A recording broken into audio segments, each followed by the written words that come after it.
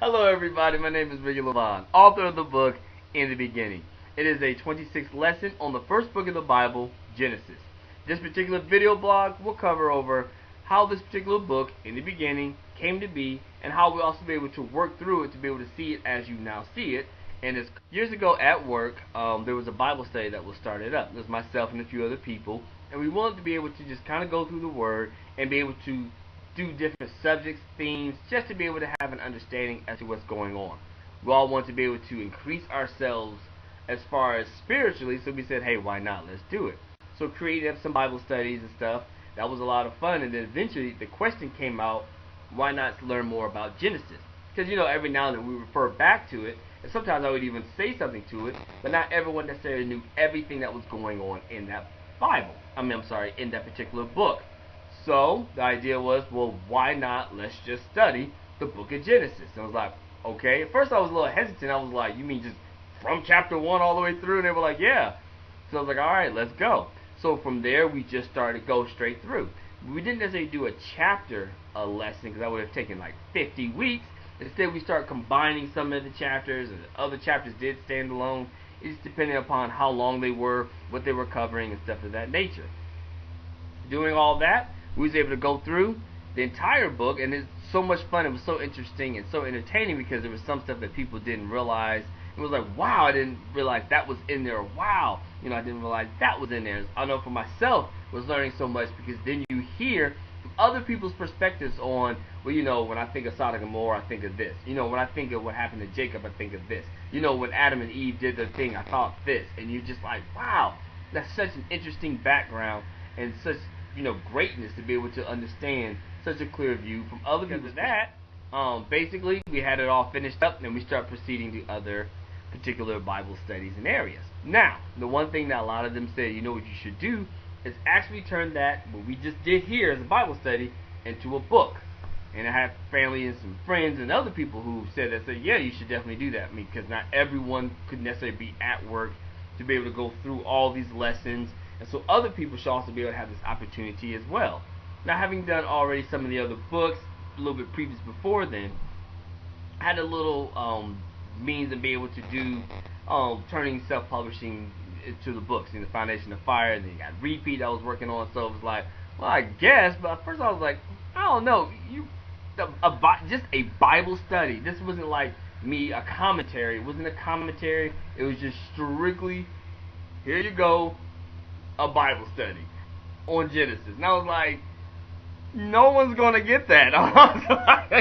Nobody's not gonna buy this. Who? I was like, there's no way. Well, they said, you know, you really need to do this. So hearing all that, I said, fine. My shock and amazement, it actually did very well. Actually, it's one of those books that's done very, very well for myself as far as getting it out there. And people say they really do love it, because it allows them to be able to just go through the Bible and be able to answer the questions, be able to make it personal, without a lot of the other things. And what I mean by that is, like, commentaries are great as far as being able to understand certain information, and I'm like, yeah, that's totally great. I know for future Bible study stuff, I'll probably have little commentary stuff on here, but not too much. But the one thing that a lot of people felt it was free of was the denominational focus. Now, what we don't realize is that oftentimes whenever you go to church or you hear people speak, oftentimes they have like a denominational focus, mindset, or goal that they don't even realize this is intrinsic inside them.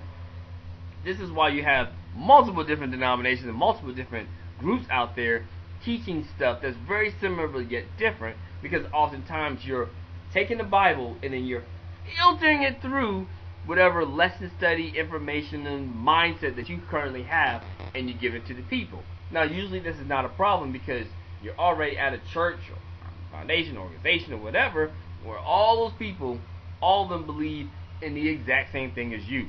So it's everyone's all on one accord. Well, the one thing about when you create this Bible study is this is actually for anyone. Anyone out there in the world could just be able to pick this up. So I couldn't have a denominational focus, because to me it was like, well, that's not fair to this group over here, to that group over there. No. So it was just simple. All I wanted was just you, God, and the Bible. That is it. Now, other stuff might be added just to give you an idea of what's going on.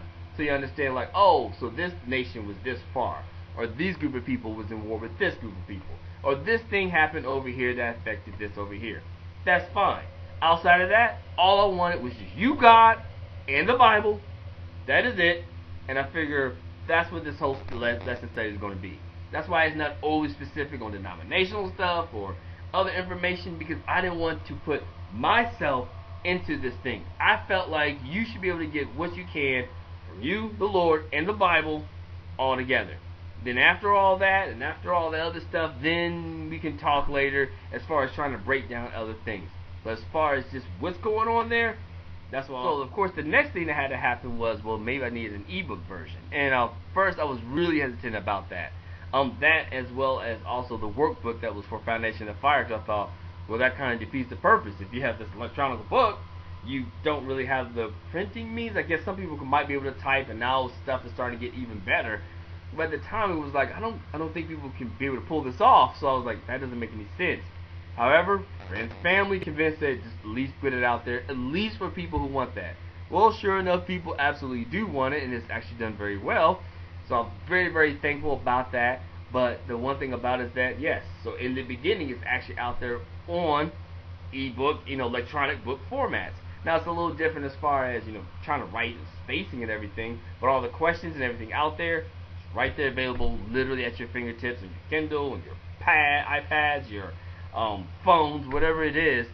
So that's basically it. It literally started off as a means for a Bible study, and then just began to progress through, boom, now being out there in paperback, ebook, and all these other versions, to the point to where now in actuality, and you'll see future video blogs on this, where there will probably be other Bible studies on the rest of the Bible.